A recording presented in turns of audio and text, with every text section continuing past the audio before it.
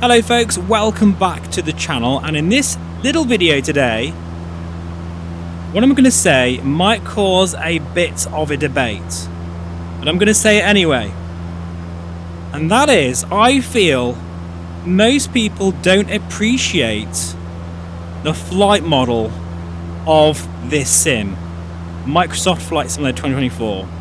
I think there is a certain group out there that seems to think that this is an arcadey experience.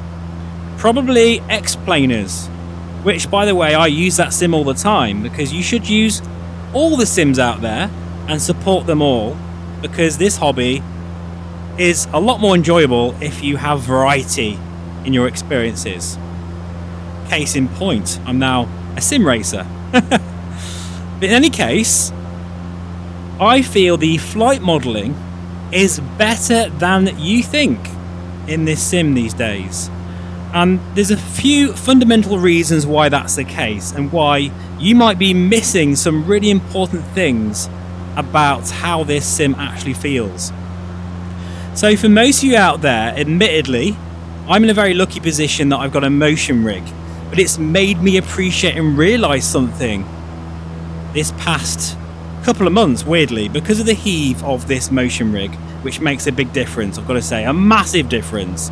And that is, when you're moving around in the sim, you get to appreciate that you are actually moving around a lot more than you think. When you're flying on a flat screen monitor, or even in VR where you're just sat on a chair, you won't probably notice those very minor movements of the aircraft, especially a general aviation aircraft like this, when you're sort of flying through the atmosphere. And that's something that this sim does incredibly well now.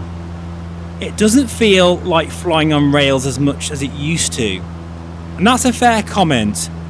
Previous iterations of MSFS, including that of 2020, did feel a bit wooden with the way with the way the atmosphere interacted with the aircraft. But there are some changes that have been made under the hood. I'm feeling it right now. Like, wow, I just literally dropped out the sky there about 20-30 feet, and you wouldn't notice that unless you had a motion rig, admittedly.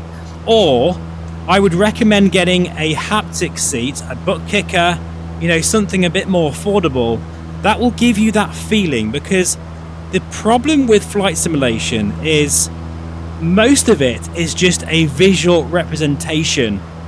Your eyes are trying to do everything, but a lot about flying in the real world is about the seat of your pants, the feeling of flight. And that's just something you can't really replicate unless you have those forces.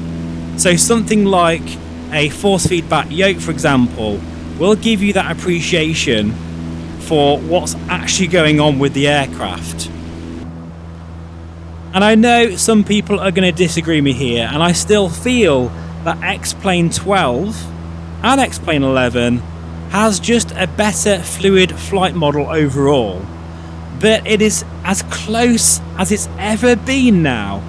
We're kind of splitting hairs at this point, because even though MSFS is famed for its lookup table and scripted flight modelling, now we have weather like this in the sim, which is incredibly dynamic, different every single time you fly.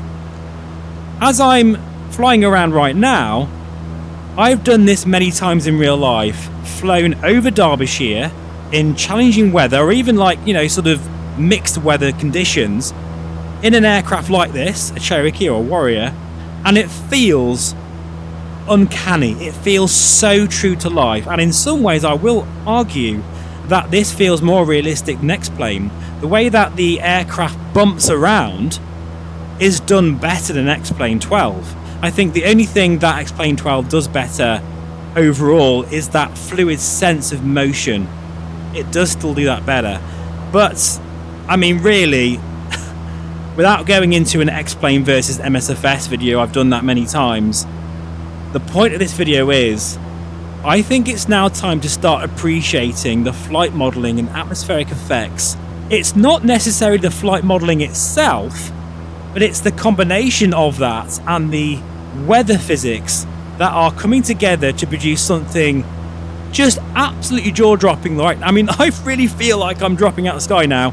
I'm the other side of this ridge, and I'm now in a downdraft because all of the air, the wind is being simulated going up that valley there, up onto the aircraft and lifting me up on one side or the other.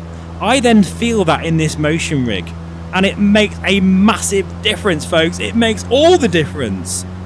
You start to feel things that you didn't realize were there. And I just wanted to demonstrate a little bit of this in this short little video today, which I wasn't planning on making.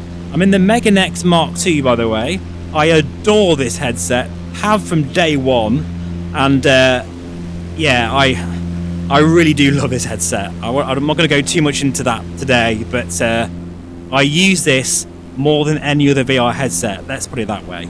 And even in this Warrior, which isn't like really super high fidelity, it's kind of like a middle ground, well, better than a Carinado, but not as good as a A2A or Black Square aircraft, it feels completely convincing. And a lot of that is down to the fact that I'm feeling everything here. And some of those movements will just not be translated very well when you don't have a butt kicker or a haptic seat, or if you're lucky enough to have a motion rig. And that's why I feel most people don't really fully appreciate or think that the flight modeling in MSFS isn't that realistic. You're wrong. It is actually very realistic. And in terms of things like stalls and spins and that kind of thing, there are times where this sim is better than X-Plane because you can kind of dial in those particular behaviors in the flight model rather than just being sort of, you know, aerofoils. This has sort of both. It has aerofoil physics where there are elements that are being modeled over that wing, but also the lookup table so that all the figures and published numbers are where they need to be as well. I'd love to know your thoughts in the comments below, folks. I know it's probably a bit of a controversial one, but I'm saying this because I've learnt recently through feeling that this sim is a lot more realistic than people give it credit for. It really is. And experiencing those minor little adjustments when it comes to, you know, feeling the bumps or the yaw, just those wind gusts, they are all there. They've always been there. It's just that now I can feel them, and that makes all the difference. Anyway, from Sim Update 5 in the MSFS Mark II, I'll bid you farewell. Thanks for watching. I'd love to know your thoughts in the comments below. I'll see you again very soon. Take care, and bye for now. I'll tell you one thing, folks. Sim Update 5, it's getting there, isn't it? It's getting there. It's feeling pretty good now. What do you think?